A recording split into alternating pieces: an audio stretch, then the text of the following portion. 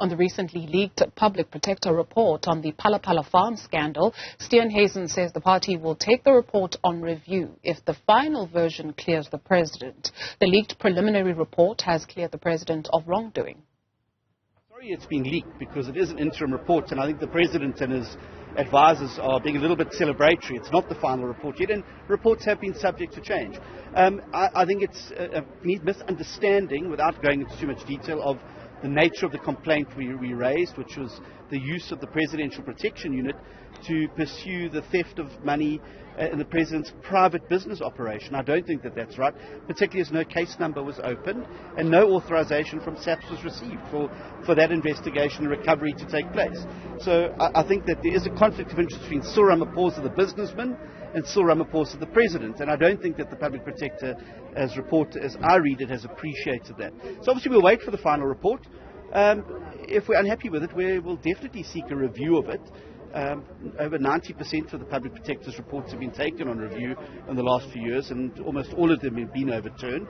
But we will first go through the process of making the representation, pointing out where we think the misunderstanding has happened, and see if it's rectified in the final report. Well, the acting public protector spokesperson, Soki, says while the office has cleared Ramaphosa of wrongdoing in the saga, the report is still subject to change. Kosi says those implicated or affected have 10 days to submit representations to the public protector's office.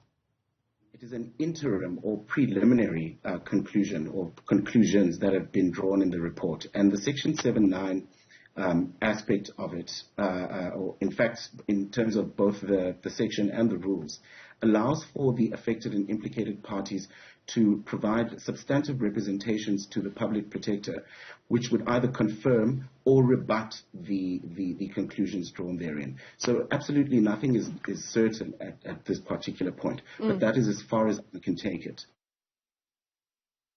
And of course, you'll know the story has close ties to our neighbors in Namibia, because it was alleged that David Imanuwela and other Namibian nationals who were suspected of the theft fled to our neighbors after the robbery. For more on this, we're joined by Namibian Journalist Shelleygan Petersen to tell us about the reaction there. Shelleygan, thank you very much for availing yourself this afternoon. So while this is a leaked report that is subject to change, has it drawn any attention in Namibia?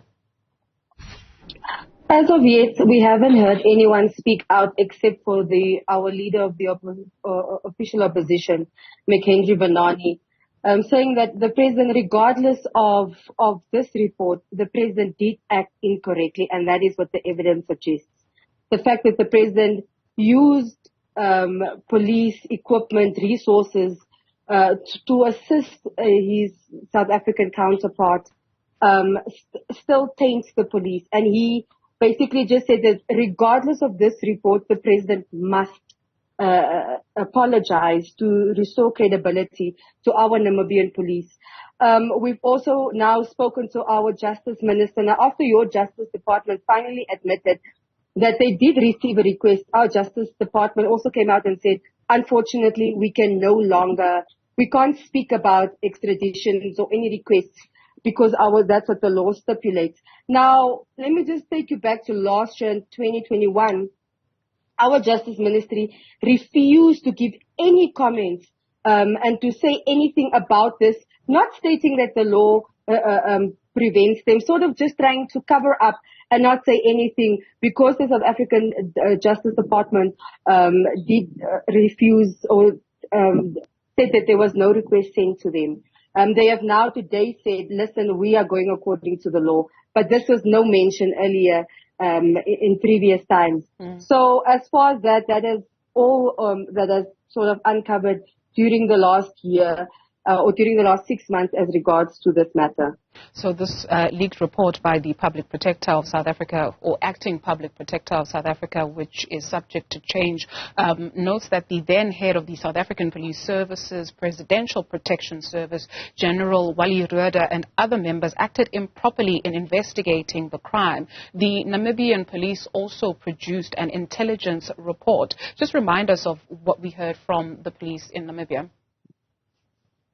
So essentially the police in also a leaked report here said that they did investigate. They warned that there might be a fallout in South Africa.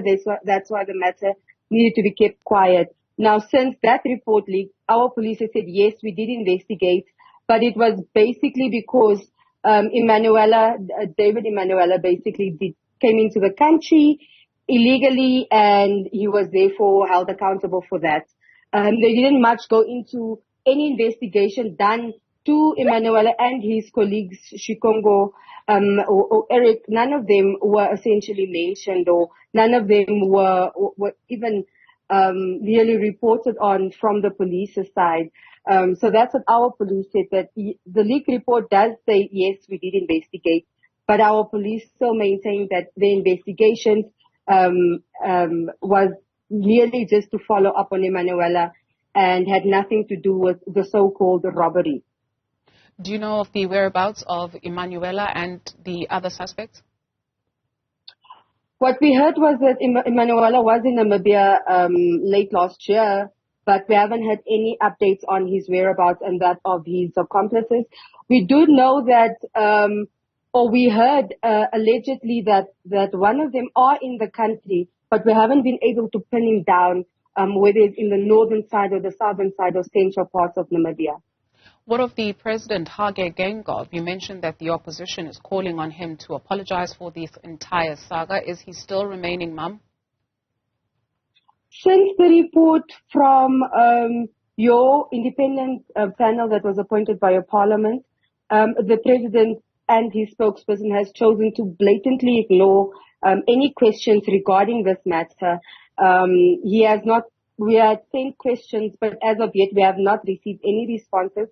But since the end of last year, the president's spokesperson, Alfred Ngari, has also refused to sort of comment or respond to any questions sent to his office. Shelleygan, is it safe to say that interest in this matter has sort of waned, at least where the public is concerned? It's only the opposition parties that are still pushing the issue. So exactly, that is, nothing has sort of happened. It's just been, if there are no questions asked by the media, the opposition themselves don't come out and speak on it. So if they're asked, what are your responses? And that goes for our NGOs as well, our civil society, and the public. There's been no sort of response to any of the reports unless the media follows up or asks comments from the opposition party. Shelleygan Petersen is a journalist in Namibia who worked very closely on this Phala Phala investigation. That side, at least reporting that the interest in the matter has sort of waned until journalists bring the questions up. Thank you very much, Shelleygan, for your time this afternoon.